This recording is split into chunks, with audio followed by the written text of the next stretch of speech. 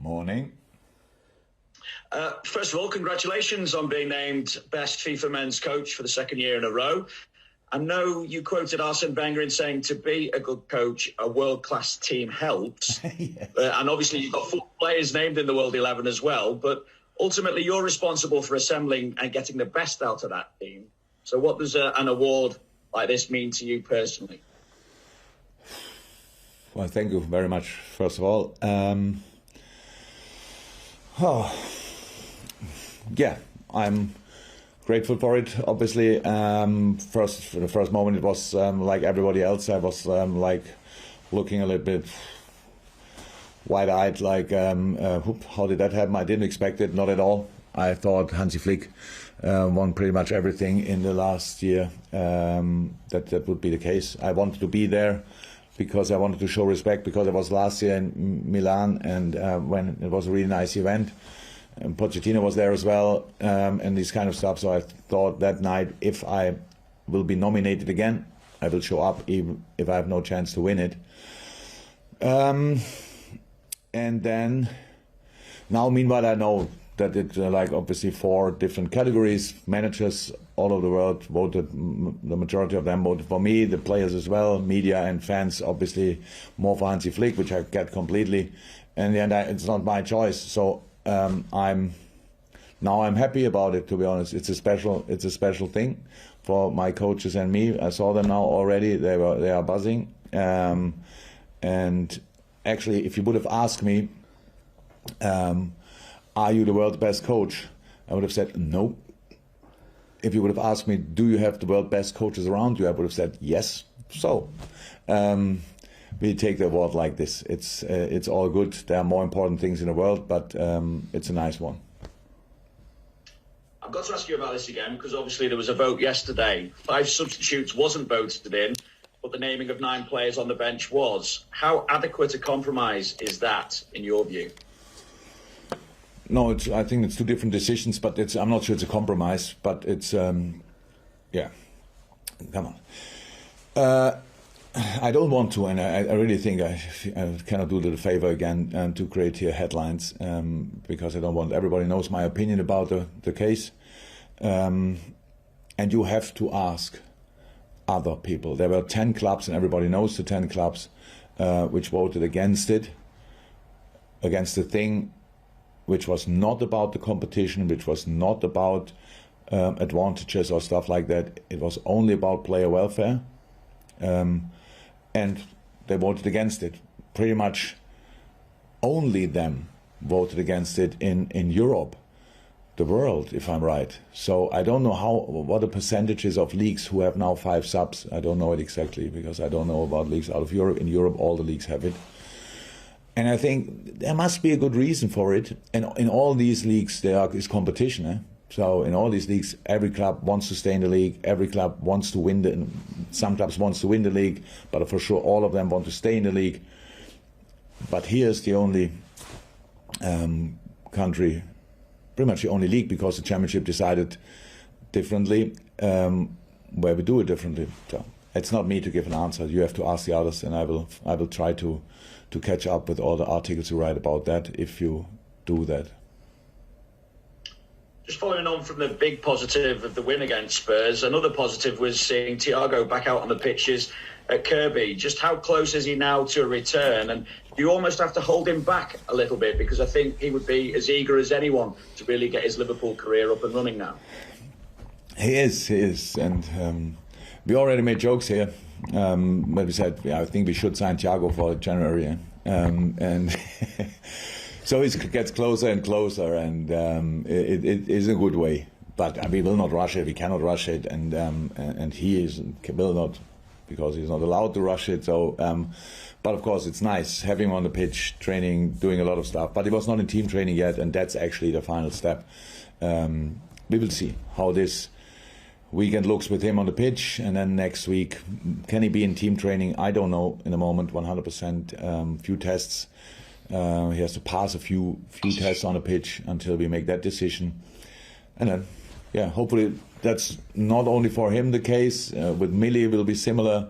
With Shaq it will be similar.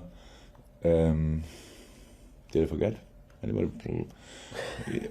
If I forgot somebody, it's not I'm disrespectful. It's just a lot of players are injured in the moment. So. Thank you, Vinny. And we go to Mandy and say congratulations for winning the Christmas tree off with Vinny there. Much better. So your 2 questions, Mandy. Thank you, first of all. Not quite Jurgen's, but I'll take it. Jurgen, some would say that Palace have had a very inconsistent start, but they've obviously beaten Southampton, United, they've drawn with Spurs. So how impressed have you been by them so far? Very.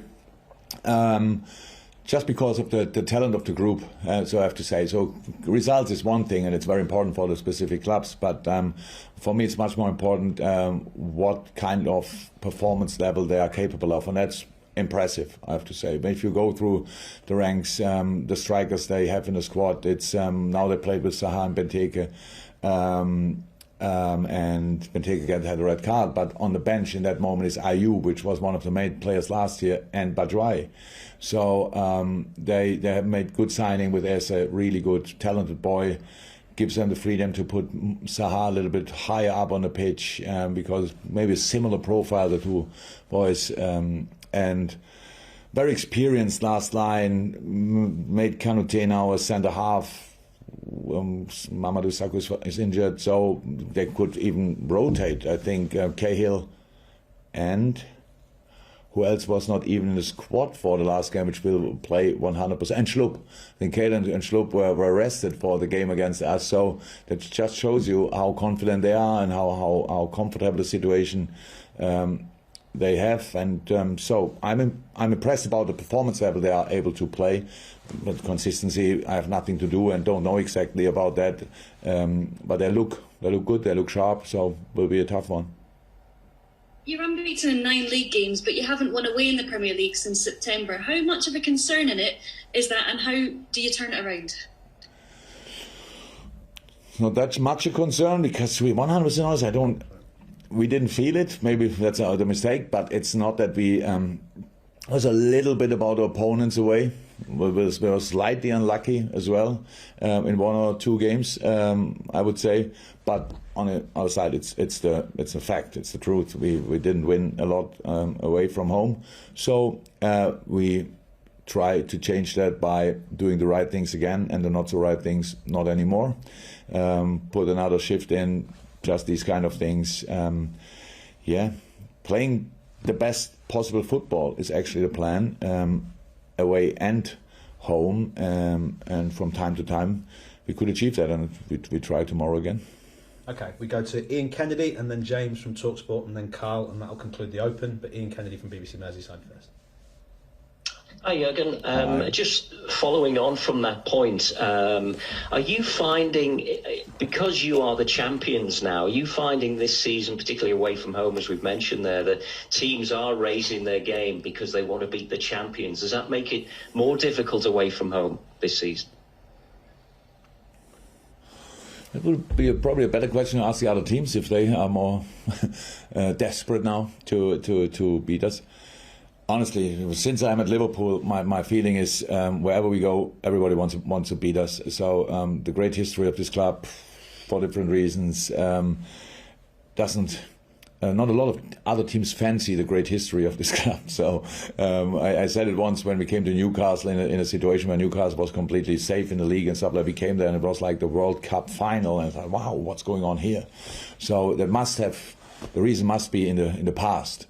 Because we didn't do anything wrong against Newcastle since I'm here, at least I think. So that's it. I don't know, but we didn't even come in a situation where we felt like the reigning champions, if you want, maybe the first or the second match day. Since then, we just tried to sort our own problems and to get through it somehow.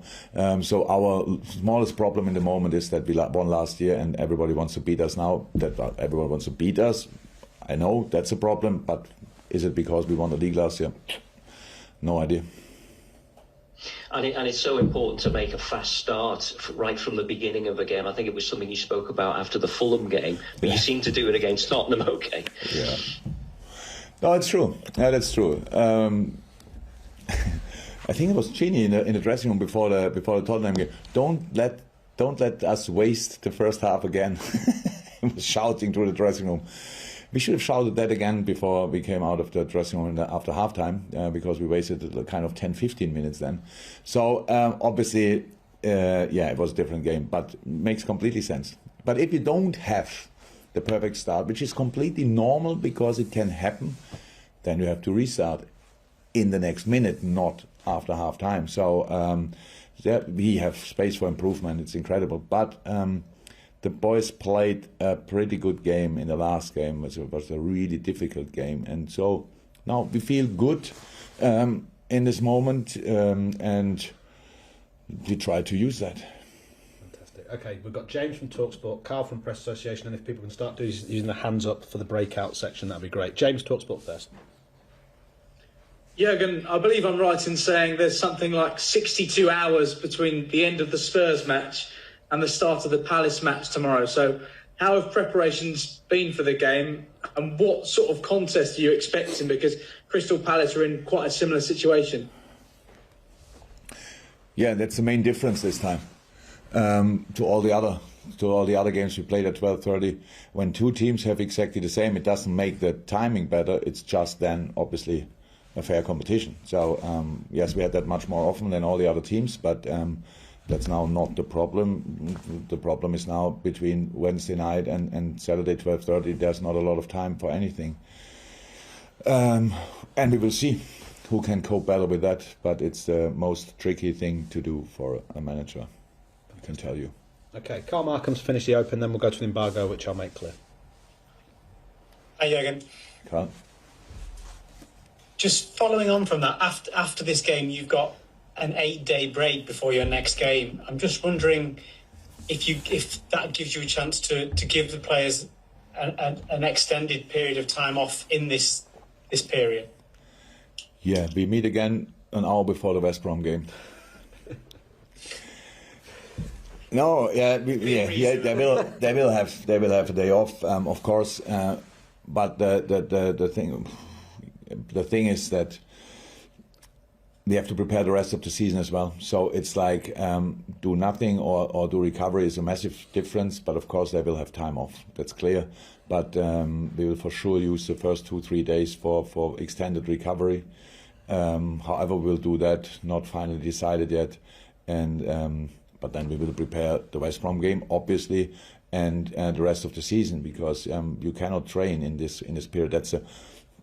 So yes, the intensity of the amount of games is really a hard one, but no time for proper training is another challenge, and that's what we obviously want to use then, and hopefully it will help us for the rest of the season. And also, continuing that point, Andy Robertson's played every minute of every Premier League game so far. Gini's played every minute, apart from maybe one game. I'm just wondering, as a manager, how welcome is that for you to know you can rely on sort of the resilience of those players, week in, week out? Very welcome. But again, don't want to speak about it. Just happy about it. Fine. No more words. Sorry, Carl, I think you're falling victim to superstition there. Thank you. So that is the conclusion of the Open part of the press conference. So I'll just do this so everyone knows.